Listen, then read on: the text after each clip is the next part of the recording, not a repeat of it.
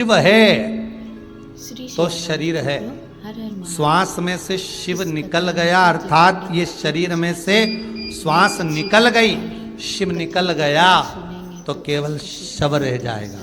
इसलिए निवेदन है, कहीं मत जाओ, घर में रहो, इस श्वास रूपी शंकर का अनुमोदन करो, श्री शिवाय नमस्तुभ्यम का जाप करो, ओम नमः शिवाय जपते रहो, बाबा से प्रार्थना करते रहो, भगवान कृपा करना, कृपा करुणा कर।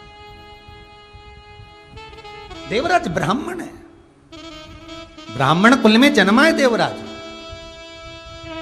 पर जन्म ले लेना एक अलग प्रसंग है, पर उस मनुष्य देह को पा लेना एक अलग प्रसंग है। मानव का शरीर मिल जाना यह तो भगवान की कृपा है कि मिला है। और उस मानव देह को प्राप्त करने के बाद अगर भगवान के भजन से वंचित रह गए तो उस मानव शरीर की कोई महत्वता नहीं, उस मानव शरीर की कोई मूलता नहीं है।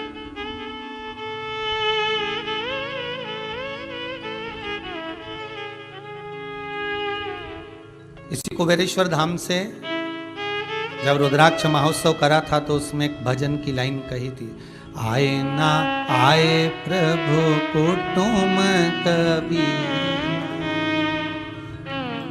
आए ना आए प्रभु कुटुम कबीला, अंत समय प्रभु आना पड़ेगा, वादा किया तो निभाना पड़ेगा।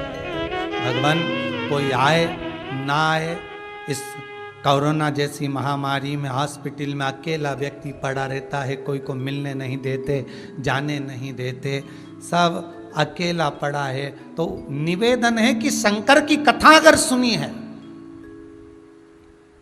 शिव का स्मरण करा है, तो उसको याद करना हर पल, हर घड़ी, हर क्षण।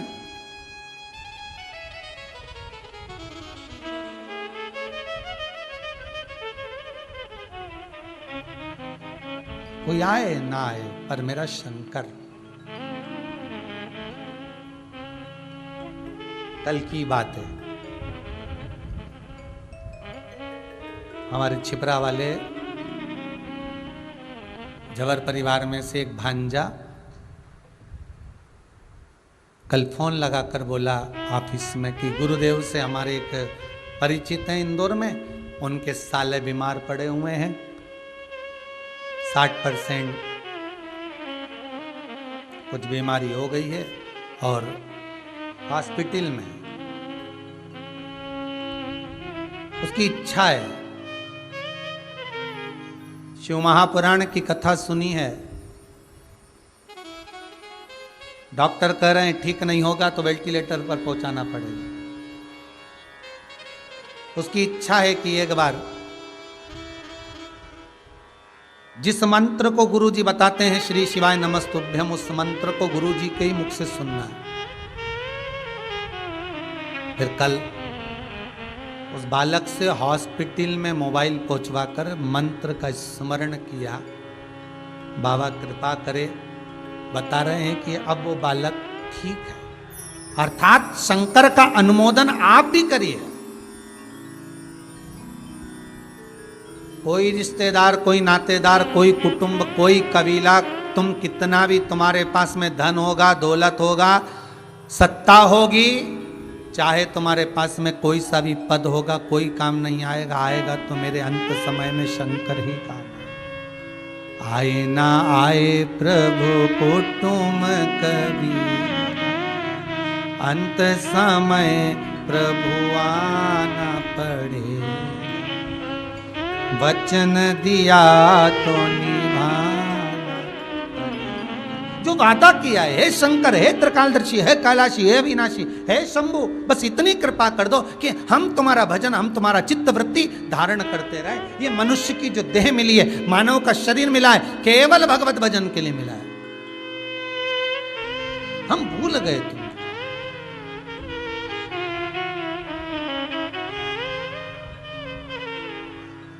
प्रतापगढ़ में कथा में कहा था, 5-5 हजार के 10-10 हजार के सूट मॉलों में, शोरूम में टंगे की टंगे रह गए। प्रतापगढ़ की कथा में कहा था 10-10 हजार के चुन्नी बेस, कपड़े, सूट, बूट, हेट सब मॉलों में, शॉपिंग मॉलों में जमे की जमे रह गए। और एक 10 रुपए का वो मास्क, कितने रुपए का? 10 रुपए का वो मास्क, इतना सा टुकड़ा करोड़ों का व्यापार करके निकल गया। प्रतापगढ़ की कथा में कहा था बड़ी बड़ी होटलों में लोग जिस कुनकुने पानी को गर्म पानी में नींबू निचोड़ के हाथ धोते थे,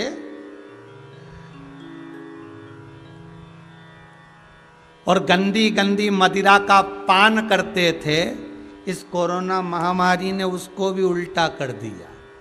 जो पीते थे उससे हाथ धो रहे हैं, और अब जिससे हाथ धोते थे उसको पी रहे हैं, गर्म पानी में नींबू निचोड़ निचोड़, और वो मदिरा से हाथ धो रहे हैं।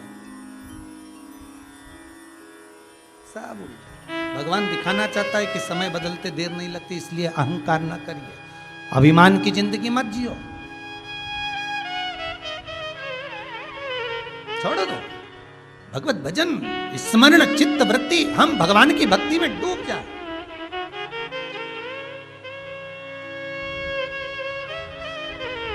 और इस कोरोना महामारी से भी अगर हमारा शरीर बचा हुआ है और भगवान आपको अगर जीवित रखा है तो उसको धन्यवाद देना, साधुवाद देना कि तेरी कृपा से बचाऊं, और ये शरीर, ये मन, सब कुछ तेरा है।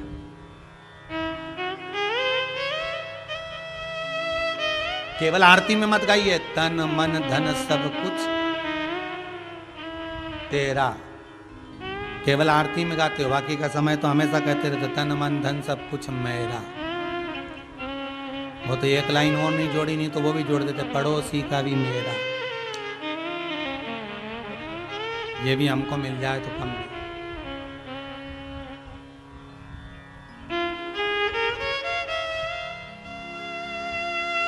मेरा मेरे पास रहने दो, जो दूसरे का वो ला कर दो, क्या करे धन का। महाराज सज धज के जिस दिन मौत की सहजादी आएगी, न सोना काम आएगा न चांदी। सब पड़ा। देवराज ब्राह्मण होकर ब्राह्मण कर्म से वंचित है। हम अपने कर्म से वंचित ना हो। मनुष्य की देह मिली है, भगवत भजन के लिए मिली है। माता के गर्भ में जब उल्टे लटके हुए थे, दोनों मुष्टिकाएं बंद थी, भगवान से प्रार्थना करी थी हमें माता के गर्भ से बाहर निकाल दो, हम भजन करेंगे, भजन करेंगे, भजन करेंगे। जैसे ही माता के गर्भ से बाहर निकले, हम तो भोजन करेंगे, भोजन करेंगे, भोजन करेंगे। भजन गायब हो गया, भोजन चालू हो गया, और 3 बार भोजन भजन, एक बार और उसमें भी उलझन आती है बार बार। थोड़ी देर रिमोट लेके बैठे ही थे टीवी देखने के लिए, आस्था चैनल लगाया ही था कथा सुनने के लिए। सियोरवारा महाराज आ रहा होगा, आज ऑनलाइन कथा चालू हुई है, उड़ीसा वाले करवा रहे हैं राउकेला से। तो मन में सोचा था रिमोट लेके बैठेंगे, और कथा चालू हुई, आधा घंटा चली, मालूम पड़े ऐसी हवा चली, लाइट ही चली। मन बनाकर बैठे थे, चित्तवृत्ति को रमा कर, और चलाओ। फिर कह रहा हूं अमृत की तरह यीशु महापुराण की कथा। घर में चला रहे हो तो वॉल्यूम तेज कर दो, सारे घरों में उसका संचार होना चाहिए। हर कमरे में, हर जगह पर, जिस अन्न को खाओ उसमें भी कथा का संचार होना चाहिए। जिस पानी को पियो उसमें भी शिव महापुराण का मूल मंत्र का संचार, श्री शिवाय नमस्तुभ्यम का, ओम नमः शिवाय का, महामृत्युंजय का संचार होना चाहिए। जिस दवाई को हम खा रहे हैं वो भी हमें इस कथा के माध्यम को सुनकर खा रहे होंगे तो वो अमृत का काम करे। ये कथा केवल कथा नहीं है, ये शिव महापुराण की कथा एक ऑक्सीजन का काम करे।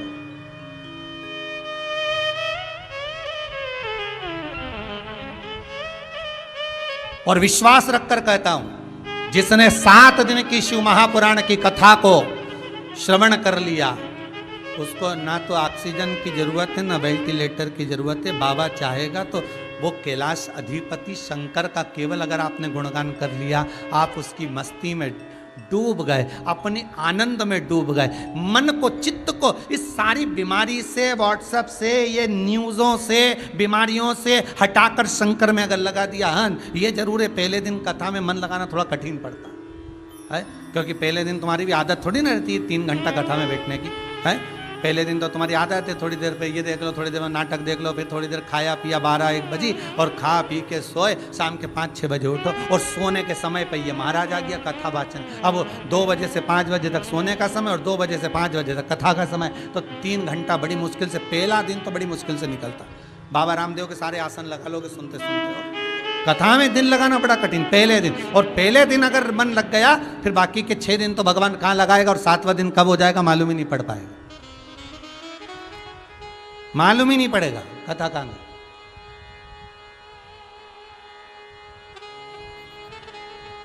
नहीं रमा पाए देवराज ब्राह्मण रमे, और देवराज ब्राह्मण की चित्त वृत्ति मन नहीं,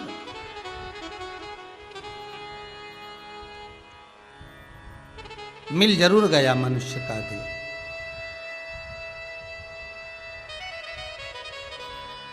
मानव का शरीर मिल जरूर गया, पर यह मानव का शरीर देवराज को मिला, पर देवराज ने इस मनुष्य शरीर को सत्कर्म में नहीं लगाया। थोड़ी देर अगर मन को लगा भी लेता तो ठीक था। जैसे एक संत रोज रात्रि के समय पर प्रवचन देने बैठते थे, प्रतिदिन का नियम था, बहुत सारे लोग उनके प्रवचन सुनने आते थे। संत के यहां पर एक बिल्ली थी, वो बिल्ली इतनी समझदार हो गई थी संत के यहां रह कर कि वो भी प्रवचन सुनती थी। संत क्या करते कि आजकल तो ये लाइटें हो गई, संत उजाला करने के लिए, प्रकाश करने के लिए दिया जलाकर बिल्ली के सिर पे रख देते और बिल्ली बैठी रहती और प्रवचन सुनती रहती। बहुत सारे लोग प्रवचन सुनने आते। अब प्रवचन सुनने वालों में भी बहुत सारी तरह के लोग रहते हैं। 4 तरह के लोगों का वर्णन तो पहले भी वर्णन किया है हमारा, 3 तरह का भी वर्णन किया। सोता, जो कथा में सोने के लिए आता है। सरोता, जो कथा को कतरने के लिए आता है, महाराज जी ने क्या बाचा क्या नहीं बाचा, क्या अच्छा बोला क्या बुरा बोला। दिन भर वो कथा सुनते समय कतरता ही रहता है कि महाराज को तो कथा ही बाजना नहीं आया, इनने तो ये बाज दिया, उनने तो यूं कह दिया, उनने तो ऐसा कह दिया। अरे कुछ अच्छा ग्रहण कर लो। बहुत छोटा सा मनुष्य का शरीर मिला, कब चले जाएगा, प्राण छूट जाएंगे। अच्छा और बुरा करने में हमने पूरी जिंदगी निकाल दी। और एक होता है श्रोता, जो कथा सुनने आता है। महाराज जी जब प्रवचन देते थे तो बिल्ली के सिर पे प्रकाश करने के लिए दिया रख देते थे, प्रकाश करने के लिए, उजाला करने के लिए। तो बहुत सारे लोग प्रवचन सुनने आते थे, उसमें से एक व्यक्ति आता तो उसका प्रवचन में दिमाग कम जाता और बिल्ली में ही लगा देता। गजब की बिल्ली है, और सिर पे दिया, गजब का दिया है, बताओ। बस वो आए और ऐसी ठोडी पे हाथ रख के बिल्ली को देखता रहे, प्रवचन में मन डाले। और केवल व्यक्ति देखता देखता नहीं रहे, ये सोचता रहता है कि आखिर ये प्रवचन में बिल्ली के सिर पे दिया जल रहा है, उजाला हो रहा है। संत कहते हैं कि जैसे अंधेरा ज़्यादा होने लगता है तो बिल्ली को कहते खड़ी हो जा, तो बिल्ली दिया रख के खड़ी हो जाती तो उजाला और फैल जाता। इधर भगत ज़्यादा हो जाते तो बिल्ली को इधर ले आते तो उजाला इधर से आ जाता। जितने लोग बैठते वो प्रवचन सुनते और वो उसका ध्यान बिल्ली में और दिया। इसने मन में सोचा इस बिल्ली का कुछ करना पड़ेगा ये। और दूसरे दिन वो प्रवचन सुनने आया तो एक चूहा पकड़ लाया।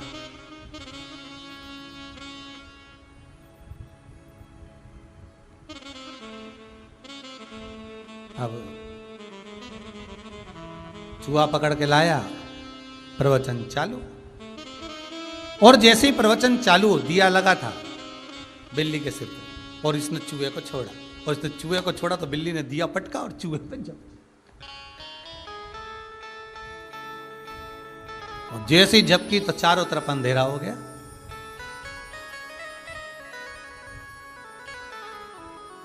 अब वो व्यक्ति जो बिल्ली के लिए चूहा लाया था, उसने खड़े होकर कहा, महाराज जी देख लो तुम्हारी बिल्ली को, इतना प्रवचन दिया तुमने, इतना ज्ञान की बातें कही तुमने, और बिल्ली ने 5 मिनट में अंधेरा कर दिया और वो चूहे पे झपक गई। संत बोले बिल्ली नहीं ये तुम हो। संत बोले ये बिल्ली नहीं तुम हो।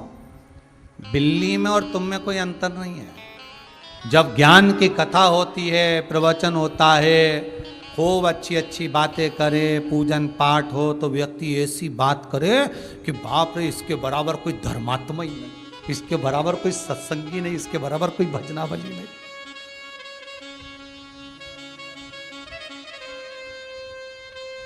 इसके बराबर कोई सत्संग करने वाला, इसके बराबर कोई भजन करने वाला है ही नहीं।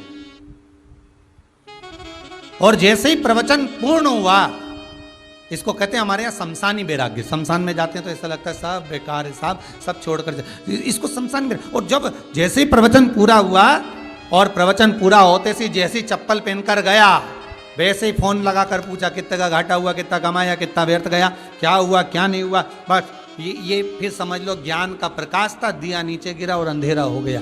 मतलब चूहा आया और झपक गए, बस वो अज्ञान का अंधेरा फिर आ गया।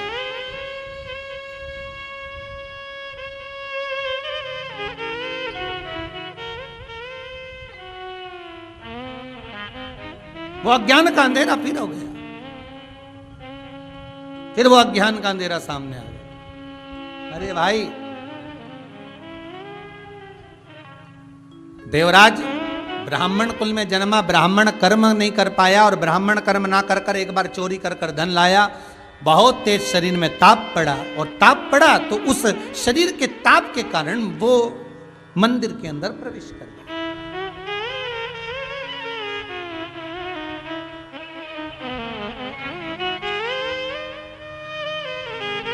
शरीर के ताप के कारण मंदिर में प्रवेश किया, और मंदिर में जैसे ही प्रवेश करा, शरीर में ताप था, जो चोरी का सामान था उसको रख कर बैठ गया। वहीं पर महाराज जी एक कहीं कोने में बैठे, कहीं पर बैठ कर एक पंडित जी शिव महापुराण की कथा बाँच रहे थे, शंकर का अनुमोदन कर रहे थे, शिव महापुराण का वर्णन कर रहे थे। थोड़ी थोड़ी देर में हर हर महादेव बोल रहे थे।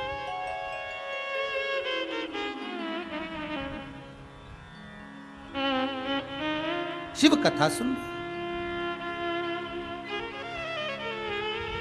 अच्छा, जिसका मन शिव महापुराण में रमता है ना, तो उसको कहने की जरूरत नहीं पड़ती, वो तो ढूंढता रहता है।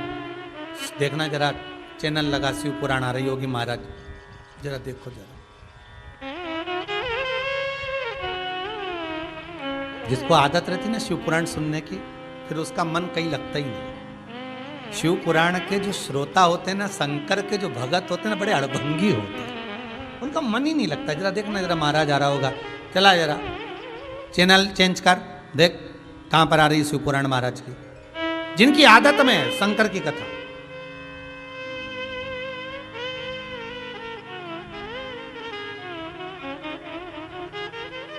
कल हमारे वो कलकत्ता वाले शराब, उनका फोन था, कह रहे थे गुरुजी लॉकडाउन चल रहा है, ऑनलाइन कथा मन है कि स्कंद पुराण सुन लें, जरा आप समय ममय निकाल कर जरा बताइए ना, हो तो बैसाख महीने में सुन लें। तो आकाश जी बोले कहे जरा गुरुजी उनका फोन। हमने कहा कहो अवियाल कथा राजगरिया परिवार की लगी है, और वो 9 तारीख से शुरू हो रही है, मासिक शिवरात्रि के दिन से, तो उसको श्रवण करें, इसके बाद देखा जाएगा जब समय हो ऑनलाइन का। उनका एक शब्द था बड़ा सुंदर। उन्होंने कहा, गुरुदेव ऐसी विषम परिस्थिति चल रही है कि अब एक जगह पर एकाग्रित होकर तो कथा सुनना मुश्किल है, पर कम से कम ऑनलाइन कथा करवाकर सुनकर हम हमारे मन को शांत कर लेते हैं और भगवान की भक्ति को प्राप्त कर लेते हैं। ये तो सुख है ना गुरुदेव।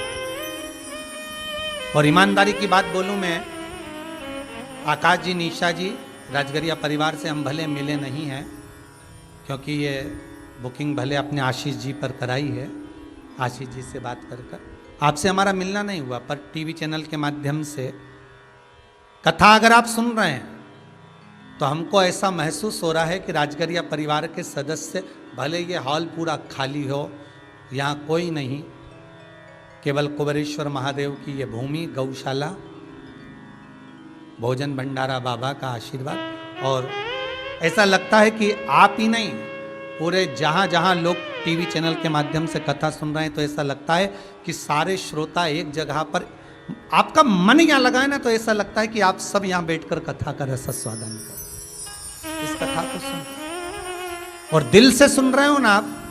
मेरा विश्वास है बाबा आपको दिल से आशीर्वाद भी प्रदान करें। जितने लोग भी सुन रहे हैं, आशीर्वाद प्रदान करेगा। आप जितने लोग दिल से श्रवण कर रहे हैं, दिल से सुन रहे हैं, महाराज देवराज का मन, देवराज का चित्त, देवराज की बुद्धि नहीं लगी। आखिरी में देवराज के शरीर पर पसीना पसीना आने लगा, घबराहट होने लगी, और देवराज उसी समय पर उठकर भागा। जैसे ही देवराज उठकर भागा, भागते ही थोड़ी दूर गया था, देवराज को ठोकर लगी तो प्राण छूट गए। प्राण छूटे,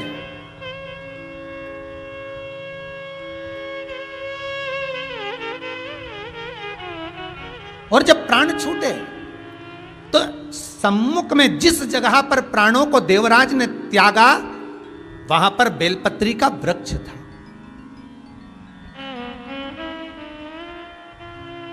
बेलपत्री का पौधा था, वृक्ष था।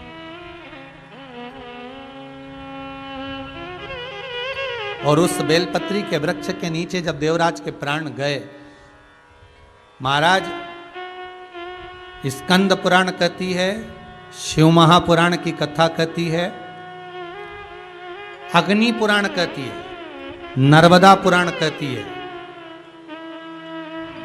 लिंग पुराण कहती है कि बेलपत्री के वृक्ष के नीचे, नीचे तो नीचे वो भी जाने तो यहां तक वर्णन किया शिव महापुराण में तो, कि बेलपत्री का जो फल होता ना, बेल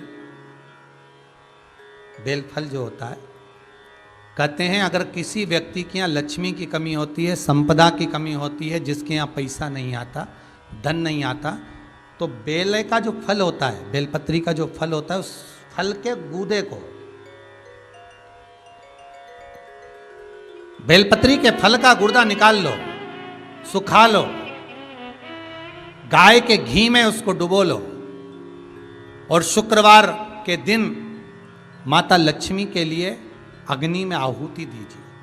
महाराज शाम के समय पर सूर्यास्त के पहले ये जो आहुतियां हम बेले के गुर्दे के फल की गाय के घी में डुबोकर माता लक्ष्मी और भगवान विष्णु के नाम से देते हैं, महाराज 2 या 3 शुक्रवार करोगे, लक्ष्मी की कभी कमी नहीं आती, संपदा बढ़ती है। एक प्रयोग और कर कर देखना, कभी अगर मौका मिले आपको तो प्रयोग कर कर देखिए।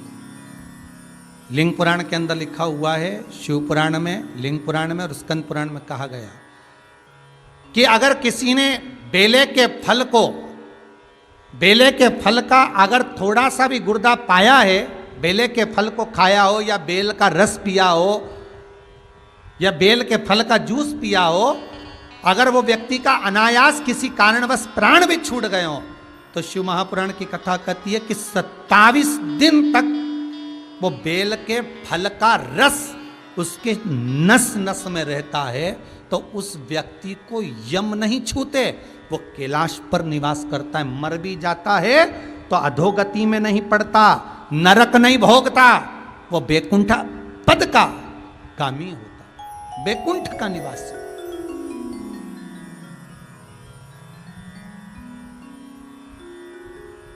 वैकुंठ का निवासी।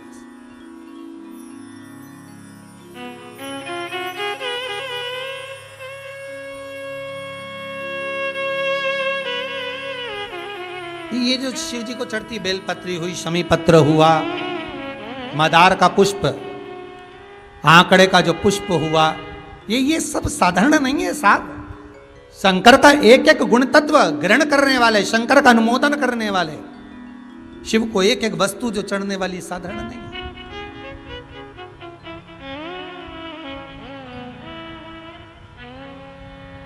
महाराज, हम तो आपसे निवेदन पहले भी करे, आज फिर करते हैं। मान लो आपको ऐसा लगता है कि घर में बीमारियां ज्यादा घेर रही है, तो एक बेल का टुकड़ा, बेले का फल का एक टुकड़ा अपने ही घर में कहीं पर भी कटोरी में रख दीजिए, शिव का स्मरण करके सुख प्रदान करेगा। अगर थोड़ा बहुत रोग आ भी गया निकल जाएगा, बड़ी बीमारी में कोई फंस नहीं पाएगा, ज्यादा जनहानि नहीं होगी, तकलीफ नहीं भोग पाएगा। शिव को प्रिय है। जहां पर देवराज के प्राण छूटे वहां बेलपत्री का पौधा है, बेलपत्री का वृक्ष है। हिंदू धर्म में आज भी रीति है, मरने वाले व्यक्ति, अब तो ये कोरोना महामारी में ना गाड़ी में भरे ने लेकर चले गए और जला दिया, पर पहले जो नियम था शास्त्रार्थ के अनुसार, जब कोई व्यक्ति मरता था उसको कंधे पर लेकर जाते थे, तो ले जाने के बाद में बीच राह में एक स्थान ऐसा आता था जहां पर अर्थी को उतारते थे। विश्राम स्थल पर उस अर्थी को उतारा जाता था, और वो केवल विश्राम स्थल ऐसे ही नहीं होता था, वहां पर बेलपत्री का पौधा होता था, पेड़ होता था। उस बेलपत्री के वृक्ष की छांव उस मुर्दे पर भी पड़ जाती थी, तो उसको यम की कैद नहीं भोगना पड़ता, उसको यम की कैद, यम की त्राण नहीं भोगना पड़ता।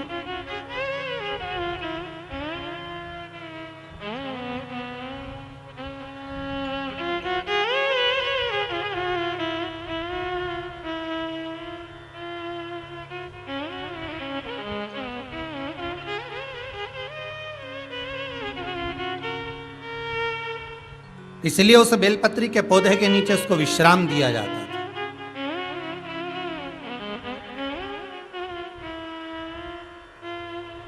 बेलपत्री के पौधे के नीचे उसको विश्रामता दी जाती। और देवराज नाम का ब्राह्मण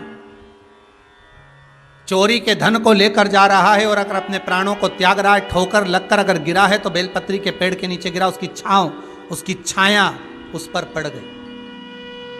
अभी कथा में कहा था 5, 7, 11, 21 बेलपत्री की जो कुंज होती है, बेलपत्री के जो वन होता है, उसमें बैठकर भगवान का भजन किया जाए तो उसका फल 1000 गुना होता है। इस कुबेरेश्वर धाम में जहाँ से कथा का ऑनलाइन प्रसारण हो रहा है, इस कुबेरेश्वर धाम में शंकर जी कुबेरेश्वर महादेव के दोनों साइड में हमारा पूरा प्रयास है कि बेलपत्री के पौधे ऐसे लगाए जाएं कि बीच में बैठकर लोग श्री शिवाय नमस्तुभ्यम या शंकर का अनुमोदन करते रहें। कोई दर्शन करने आए तो वहां बैठकर थोड़ी देर बेलपत्री की छांव में, चारों तरफ बेलपत्री हो और वो बैठकर भगवान शंकर का गुणगान करे। ये जरूरी नहीं है कि बेलपत्री के पेड़ के नीचे शंकर का शिवलिंग का निर्माण करोगे, पूजन करोगे तब फल मिलेगा। बेलपत्री के तो वृक्ष के नीचे आप थोड़ी देर बैठकर स्मरण कर लिए, उसका भी फल आनंदित है, उसका भी फल 4 गुना, 1000 गुना।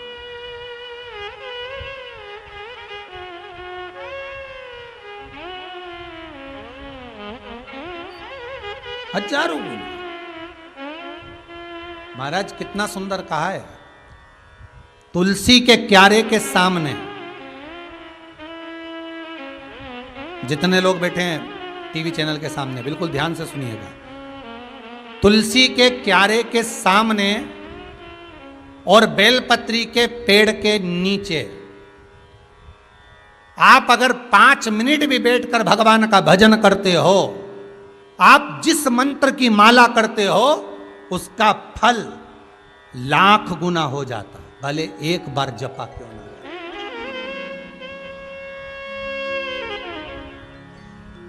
लाखों गुना, हजारों लाखों गुना उसका फल, उसकी कोई तुलना ही नहीं हो सकती, उसकी कोई तुलना, हजारों लाखों।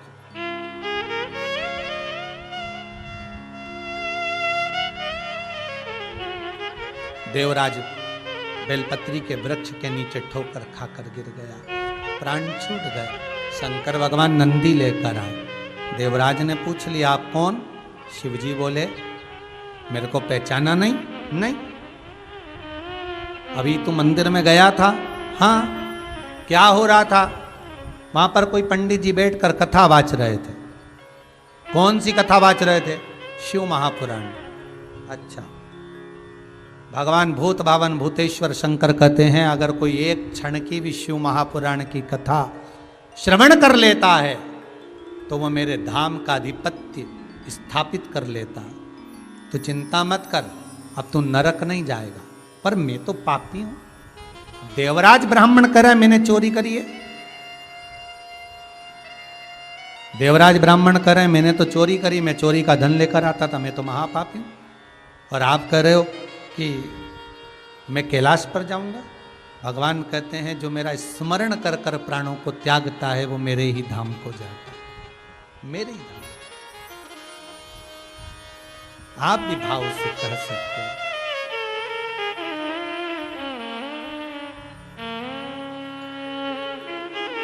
जाना है हमको कैलाश,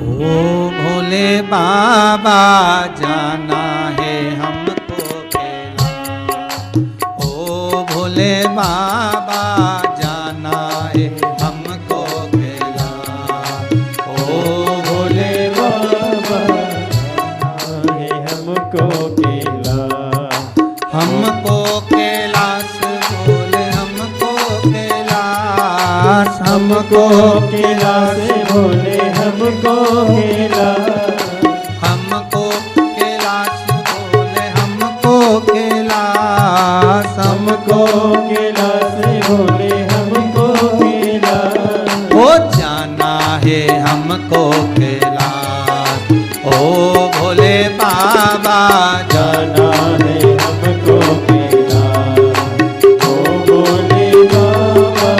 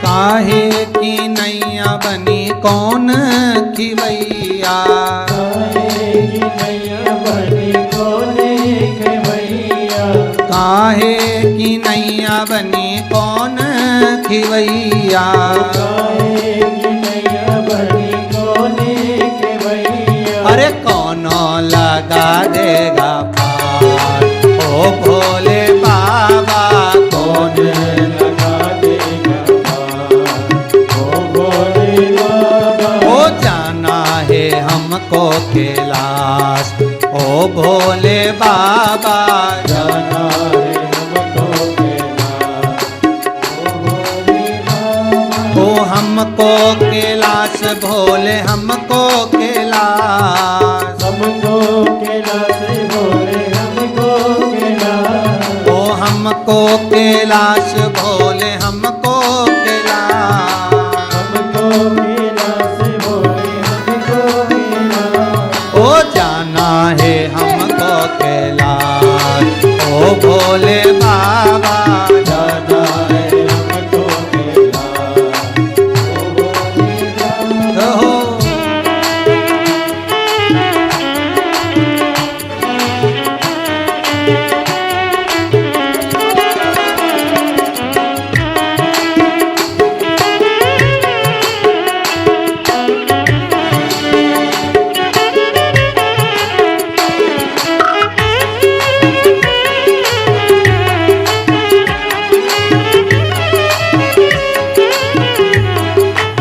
अपने अपने घरों में बैठकर दोनों हाथों से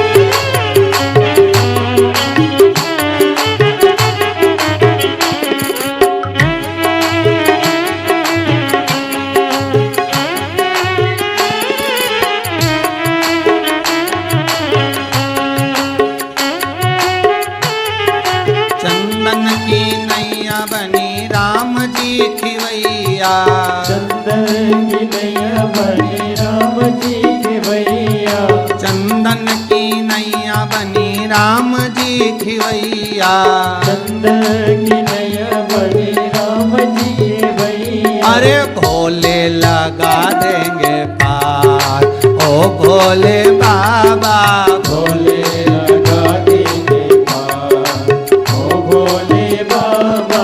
जाना है हमको कैलाश, ओ भोले बाबा जाना है हमको कैलाश, ओ भोले बाबा।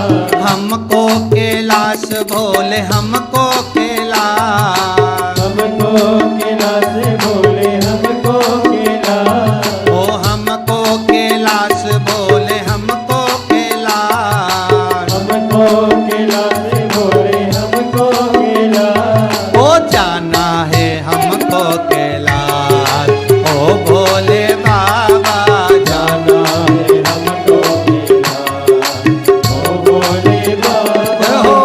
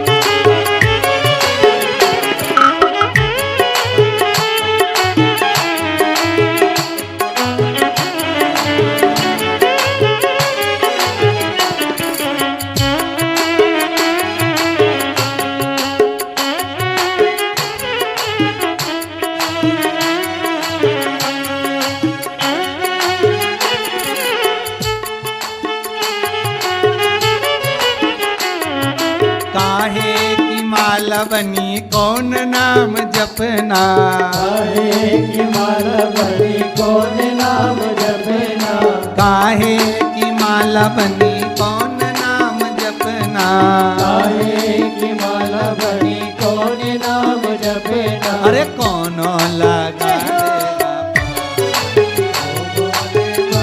पार, भोले लगा देगा पार, ओ भोले बाबा। जाना है हमको कैलाश, ओ भोले बाबा जाना है हमको कैलाश, ओ भोले बाबा। जय हो।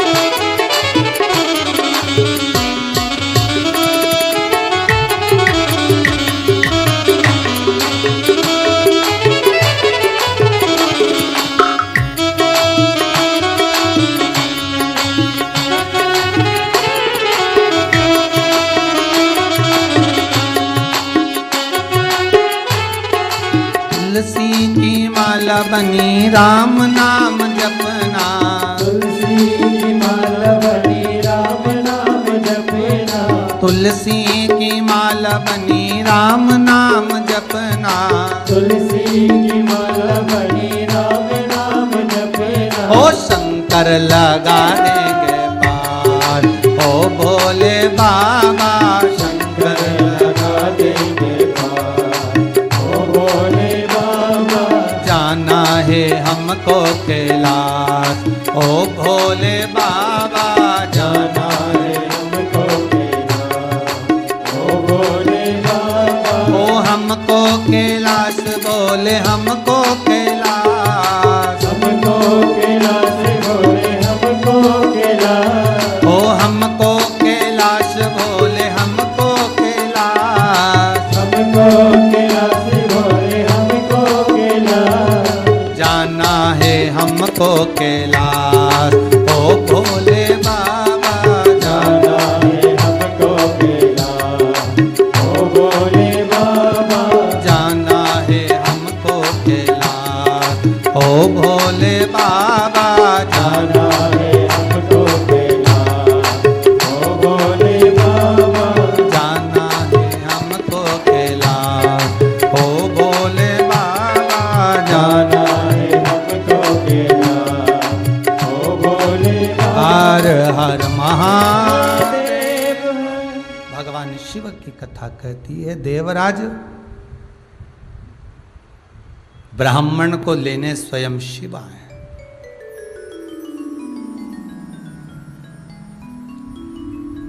स्वयं ओघड़दानी शंकर, त्रिकालदर्शी, कैलाशी, अविनाशी भगवान शिव आए और देवराज को नंदी पर बिठाकर शंकर स्वयं पैदल चलकर जा रहे। अच्छा देखिएगा कितना सुंदर संवाद है। 33 कौटी देवता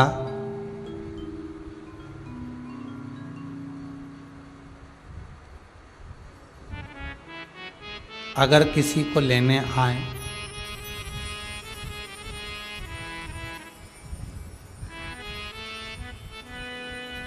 भगवान अगर विष्णु आए तो गरुड़ पर लेकर जाएंगे, ब्रह्मा जी आए कमल पुष्प पर लेकर जाएंगे, इंद्र आए तो ऐरावत पर लेकर जाएंगे। पर कभी किसी देवता के लिए आपने ऐसा सुना है कि भगवान खुद अपना सिंहासन छोड़ देते हैं और उस वाहन पर उस पर स्वयं जीव को बिठाकर शिव खुद पैदल,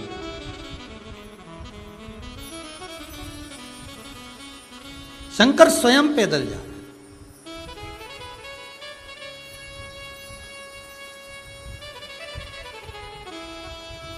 यही शंकर है, यही शिव है।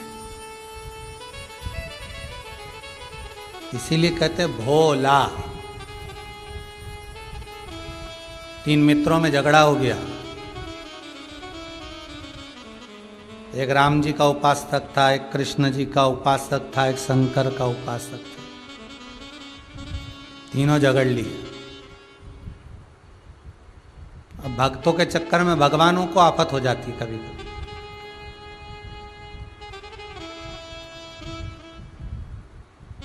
कभी कभी भक्त के चक्कर में भगवान को आफत हो जाती है, होता है कभी कभी। एक कथा पहले कही थी ना कि चेलों के चक्कर में गुरु को आफत हो जाती है।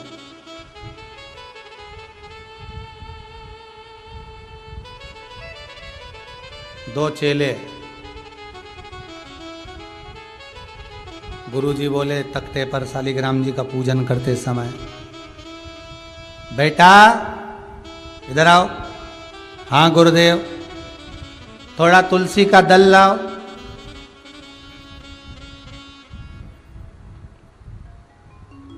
चेले ने सोचा, गुरुजी बोले तुलसी का दल लाओ। अगर मैं गया लेने फिर गुरुजी कोई दूसरा काम बता देंगे। गुरुजी में तो पहचानता ही नहीं तुलसी कैसी होती है। तुम और तुलसी नहीं जानते? गुरुजी ने भी मन में सोचा कहाँ पगला के चक्कर में पड़ा।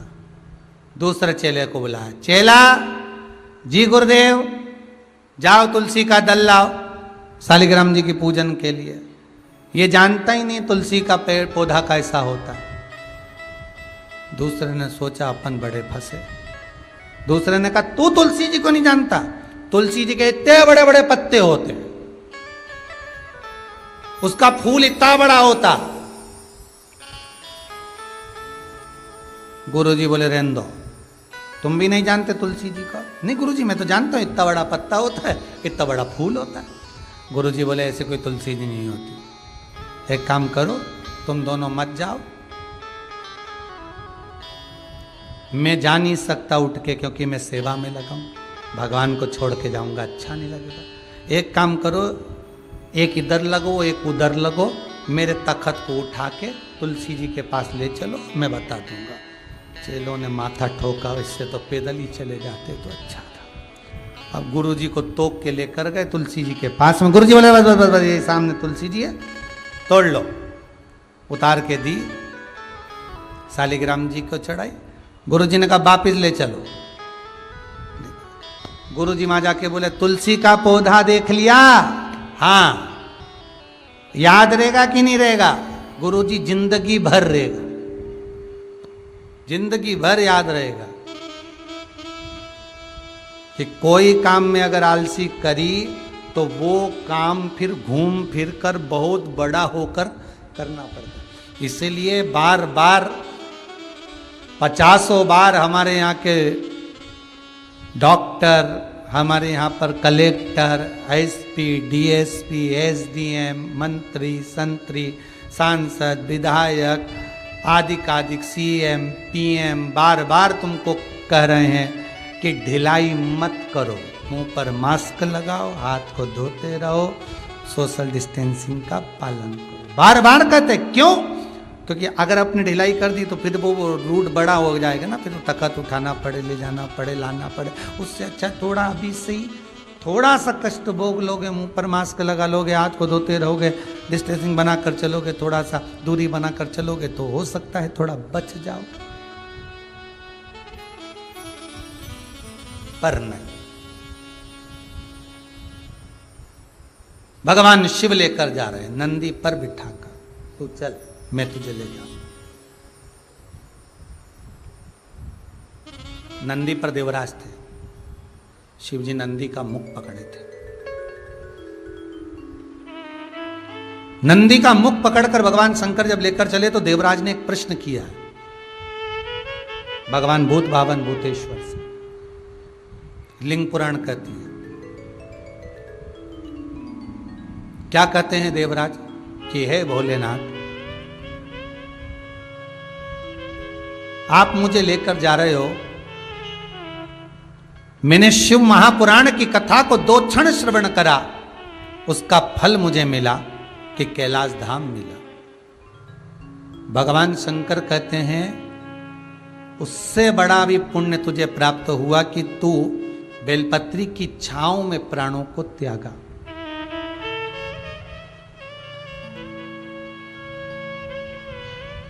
फिर वही स्कंद पुराण का संवाद आ गया। बेलपत्री के वृक्ष की जो जड़ होती है, उस जड़ के अंदर 33 कोटि देवताओं का निवास होता है।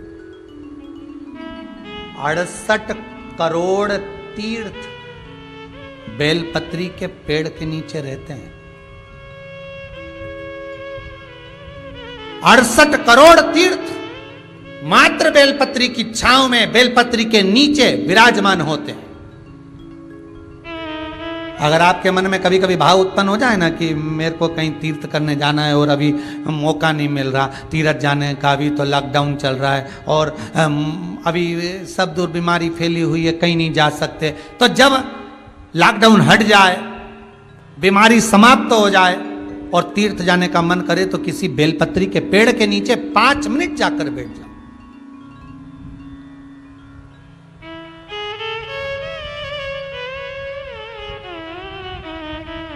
और जप लो, श्री शिवाय नमस्तुभ्यम। जितने बैठे हो टीवी के सामने प्रेम से बोलो श्री शिवाय नमस्तुभ्यम। जितने टीवी के सामने बैठे एक बार फिर से बोलो श्री, साथ में बोलो, आगे आगे नहीं, श्री शिवाय नमस्तुभ्यम।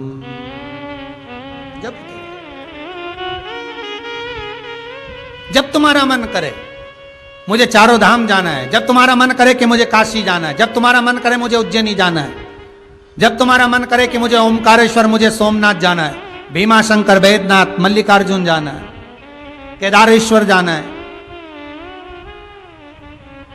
बस नागेश्वर जाना है, थोड़ी देर के लिए बेलपत्री के पेड़ के नीचे जाकर बैठ जाओ।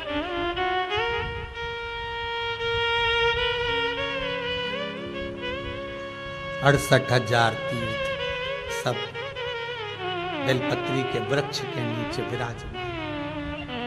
जब शिव कह रहे हैं देवराज तेरे प्राण छूटे, मना नहीं है तेरे प्राण छूटे, पर तेरे प्राण जहां छूटे वो बेलपत्री का वृक्ष था।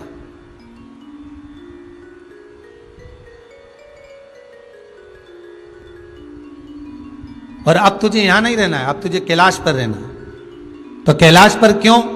शंकर भगवान बोलते हैं ये मृत्यु लोक जो है ना, पृथ्वी, ये भूमि जो है ना, ये मेरी निवास स्थली है, ये मेरा घर है।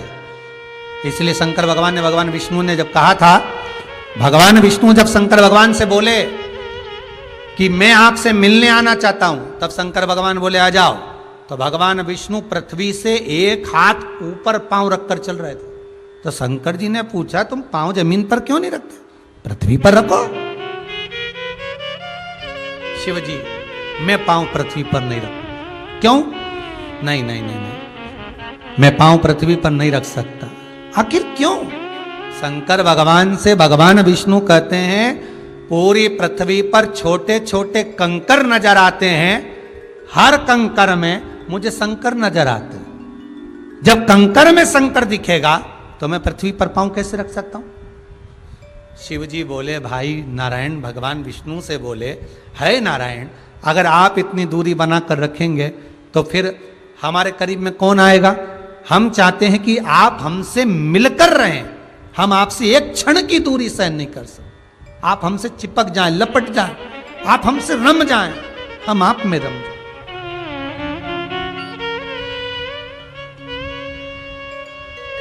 कुछ ऐसा कर दो, शंकर जी कह रहे हैं नारायण कुछ ऐसा कर दो कि शंकर नारायण से दूर नहीं रहे, नारायण शंकर से दूर नहीं रहे, ऐसा कुछ कर दिया जाए।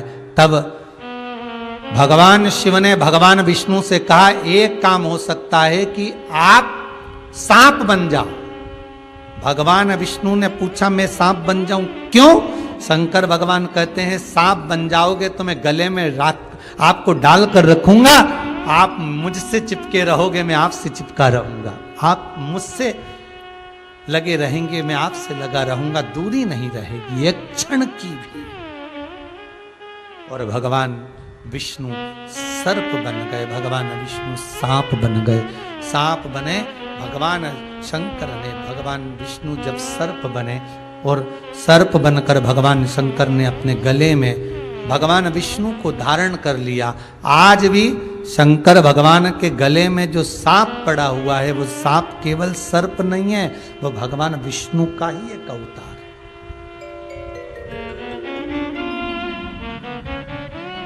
वो भगवान विष्णु का एक स्वरूप है। शंकर भगवान के पूरे शरीर पर 6 सांप हैं। कितने सर्प हैं? 6। एक जो गले में है वो भगवान विष्णु का अवतार, 2 हाथ में, 2 भुजा पर, एक कमर में जो सर्प नजर आता है, ये शंकर भगवान की 5 लड़कियां हैं, जया, विशारा, सामरी बारी, 2 तली और देव। शिव जी की 5 लड़कियां। शंकर भगवान के पूरे शरीर पर 6 सर्प हैं, 5 लड़कियां और एक भगवान विष्णु का स्वरूप, भगवान विष्णु का प्रतिबिंब, भगवान विष्णु का ही एक स्वरूप।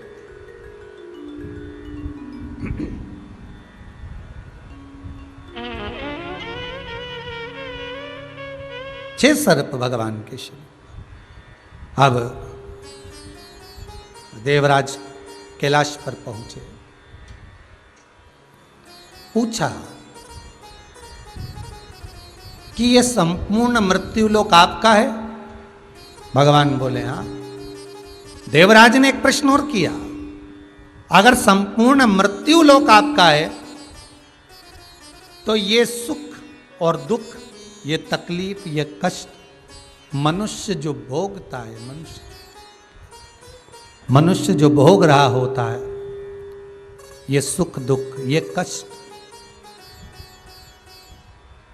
मानव जो भोग रहा है, क्या आपके द्वारा दिया गया है?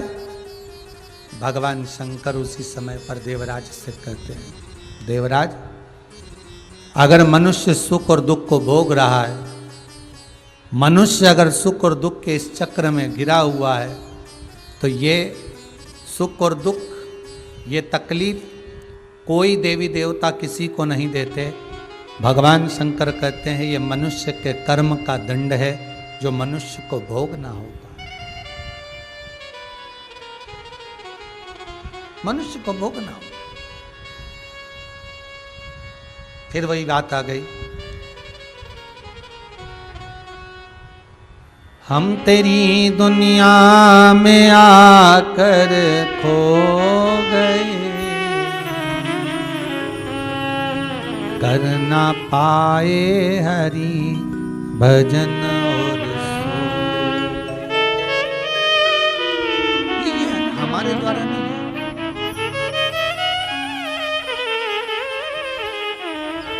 ये सुख ये दुख मनुष्य का स्वयं का, मानव शरीर के स्वयं का सुख और दुख है।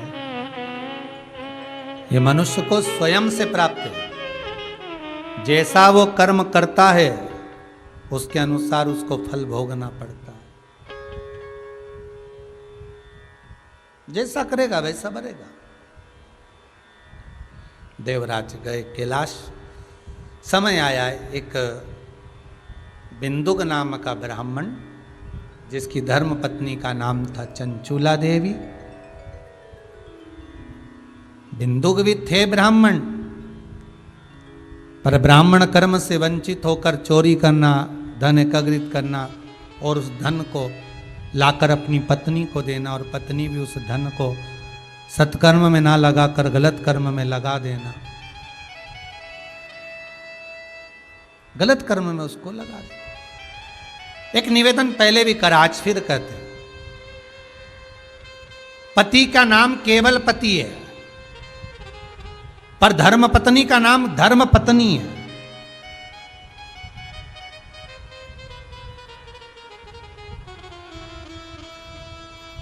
तुम्हारे नाम के आगे धर्म जुड़ा हुआ है, नारी के नाम के आगे धर्म जुड़ा हुआ है, पुरुष के आगे धर्म नहीं जुड़ा।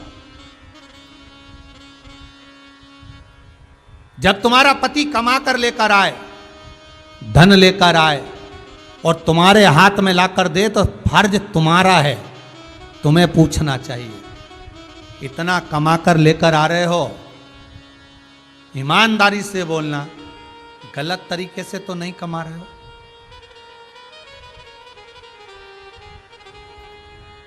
कमाओ, परिवार चलाना है। स्वयं शास्त्र भी कहते हैं कि परिवार को चलाना है तो देखो, मृत्यु लोक में आए हो तो झूठ भी बोलना पड़ेगा, बेईमानी भी करना पड़ेगी, कपट भी करना पड़ेगा, छल भी करना पड़ेगा। परिवार को चलाने के लिए बेईमानी, छल, कपट सब कुछ तुम्हें करना पड़ेगा। करो, पर आटे में नमक के बराबर करो। पूरा आटा खारा हो जाए ऐसा मत करना कि खा भी ना सको। करो। आज जो पूरे भारत की भूमि पर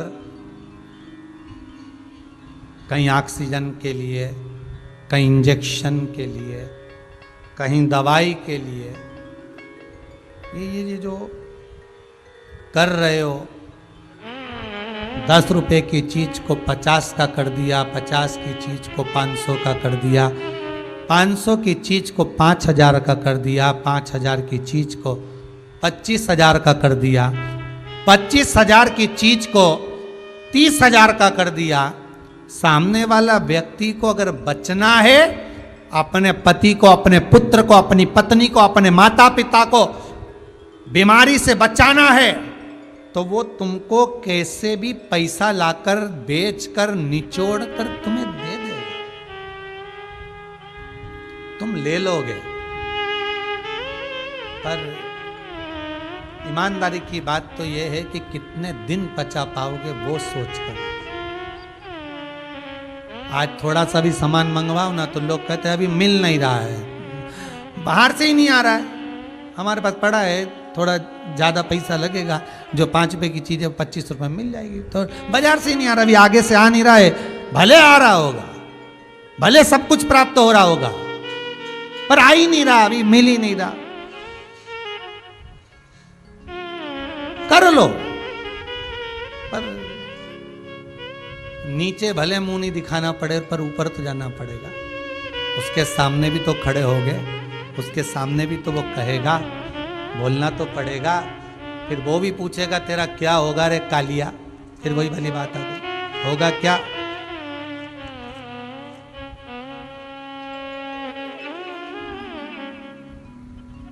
कर्म भोग है, भोग नहीं। मौका मिला है दान, धर्म, सत्कर्म करने का। फिर निवेदन करूंगा, बहुत बड़े बड़े चेक दूसरों को देने से अच्छा है अपने आसपास, अपने मोहल्ले में, अपने क्षेत्र में किसी को किसी चीज की जरूरत हो तो पहले उसकी व्यवस्था कर दो। दूसरी जगह दान, दूसरी जगह चेक, दूसरी जगह पहुंचाने, पहले उसको देखो जिसको जरूरत है।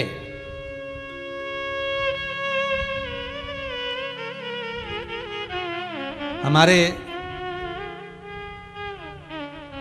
प्रतापगढ़ से कथा कर कर जब हम सीहोर पहुंच रहे थे तो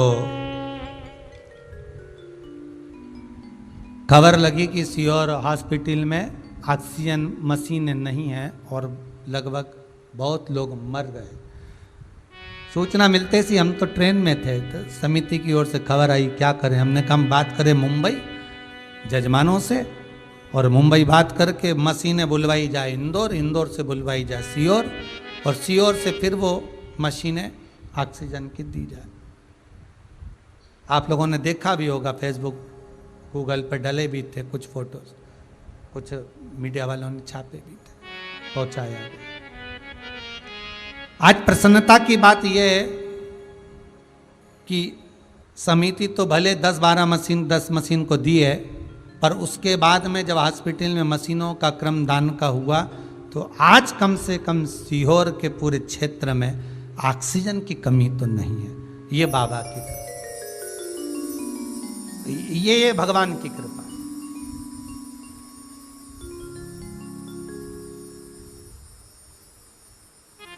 आपका दान, आपका धर्म, आपका सत्कर्म, आपका भजन, आपका स्मरण, और आप जो दे रहे हो वो सही जगह पर लगे, इसमें मूलता होना चाहिए, केवल भोग और विलास में नहीं। बिंदु को जो कमा कर ला रहा था वो चंचूला को दे रहा था, और चंचूला उसको पूछती नहीं थी कि धन कहां से आया। आपका फर्ज है, आप पूछ सकती हो अपने पति से, अभी अभी ये धन बहुत आ रहा है, पैसा बहुत आ रहा है, गलत तो नहीं आ रहा है, गलत जगह का तो नहीं है,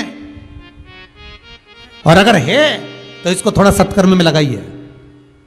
नाव में छेद हो जाए, पानी भराने लगे, हाथ से उलीचना चालू कर दो, पानी को बाहर फेंकना चालू कर दो, नहीं तो क्या होगा, ज्यादा पानी भरा जाएगा, नाव डूब जाएगी, और नाव डूब गई तो उसमें जितने भी सवार हो गए सबको डूबना पड़ेगा। थोड़ा सत्कर्म, थोड़ा दान, थोड़ा पुण्य, थोड़ा भजन,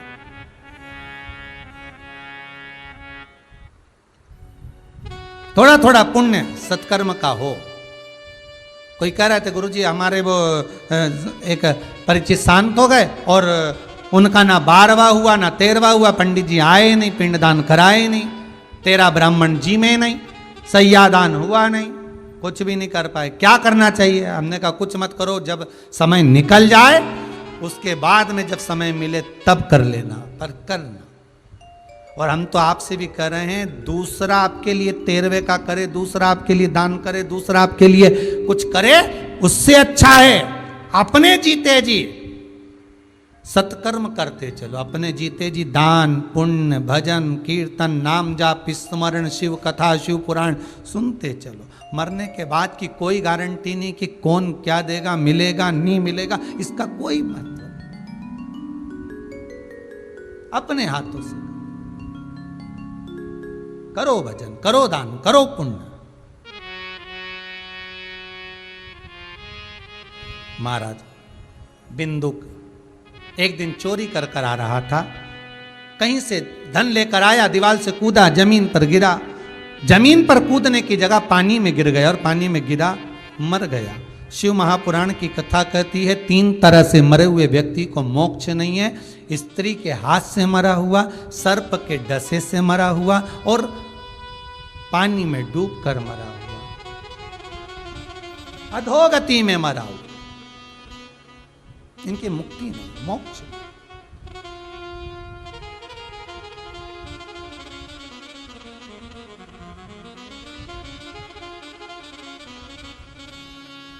इनकी मुक्ति नहीं है, इनका मोक्ष नहीं है।